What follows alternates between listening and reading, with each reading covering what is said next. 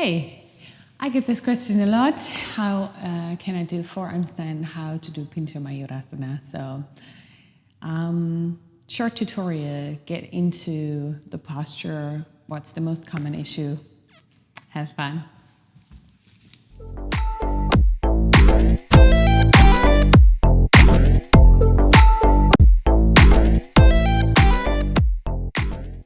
Okay, let's begin. So there's a few things you can learn for forearm stand, and they're going to make your life a little easier because it's not the easiest posture to learn, and it will take time to master it. But it will also build up the strength for a handstand. So there's like an Easter egg in there. Okay, let's start. So the first thing is maybe you want to have a sticky mat for that. Like this one is actually not so sticky, but you're going to benefit if you are a beginner. I wouldn't recommend any straps, all right? Most beginners have the problem, or inversion beginners have the problem that their arms are going to slide out like this because the triceps isn't that strong yet and the deltoid. You just need to build this over time. There's no way you're going to get out of this. There's no shortcut, all right? But if you keep on working on it, I promise you it's going to work. So just keep it in mind. When you start, you want to have the same distance as for headstand, and generally I would recommend to do headstand before and learn it and be able to hold it for at least a few minutes, then keep on going with forearm stand. So if you keep the same distance and you don't want the elbows to come out, you can start by doing forearm preparations like this. Interlaced fingers, and just bring one leg up, for example, and just see, can you keep the weight to tip over, you know, without falling forward. No jumping, just seeing if you can tip the weight over. That would be a very nice way to learn to keep the strength there without bringing your elbows out. That's just a preparation. If you feel confident, you can do chin stand, you can do headstand easily, then please just right away bring hands down, flat and parallel like this. Again, your elbows are going to slide out in the beginning. Just try and really every time bring them back in. It's not that it's impossible, but it's going to make it harder eventually. All right? So hands are flat. These are like feet. You can grab the floor even a little bit, right? Push your elbows down, round the back, belly in, walk your feet in. Okay, so this is a good position to stay in. If you're coming forward already, you're lost. You need to keep pushing the weight back, the shoulders back behind the line of the elbow, right? And lift one leg. Now, if you don't want to learn, if you want to learn it without jumping, if you don't want to jump into this posture, you need to learn to just bring the leg up and fold one leg in until you can manage the balance by itself.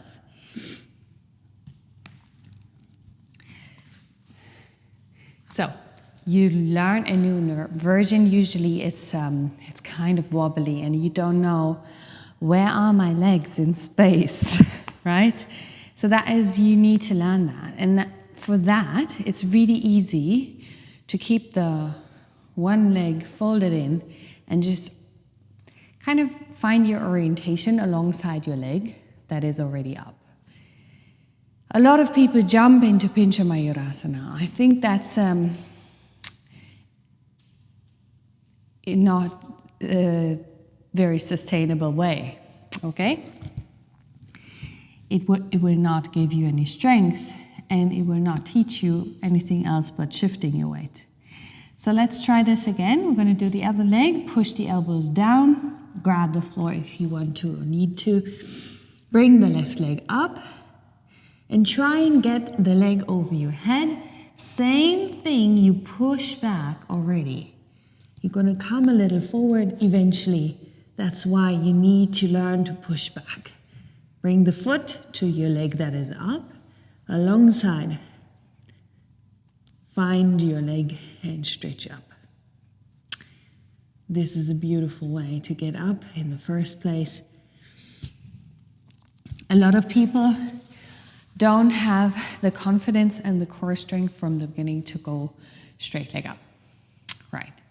So, but if you would have that, let's say you're really great at standing split, that is probably easy for you to just you can come from standing split into this position.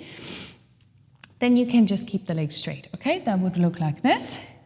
Again, same distance, right? Shoulders and elbows same distance apart. It'll look like this, right? And then if you right leg up and keeping the leg straight, we'll just make it eventually easier because you don't have to tip the weight over. You just push a little bit away from the floor. That I wouldn't count that as jumping, right? Let's do it again. Push the elbows down, hands are flat on the floor. Use your strength. Left leg up, come a little closer to your elbows, and bring your right leg up. Just like this. This is a very similar movement to standing split. Like I said, I can show you. You're in a similar position, right? Gonna lift the leg up. Maybe you wanna even grab the leg and you can just transition into this position. You tip over. It's perfect. It's easy. Right, but that's only for people who have a near split, standing split. All right, coming to the problems that you will have. If you start with this pose, most likely you're losing your strength in this direction. And you kind of, like if you're, let's say, turning forward more than 20 degrees, you're gonna like lose it and bring your head on the floor or fall out of it, right? So keep pushing. You have to push all the time. Push, push, push, push, push, right? It's the only thing I say to my students, like push, push, push, push, push, push, push. Because eventually that is where you're going. So if, like, a lot of people lose their strength here, right? You want to keep push, push, push, push, push, push, push, push, push against the floor. There is some kind of flexibility needed for this kind of strength to hold, because you need to kind of be able to do that, right? But even I couldn't do it straight like this. So the floor helps you too.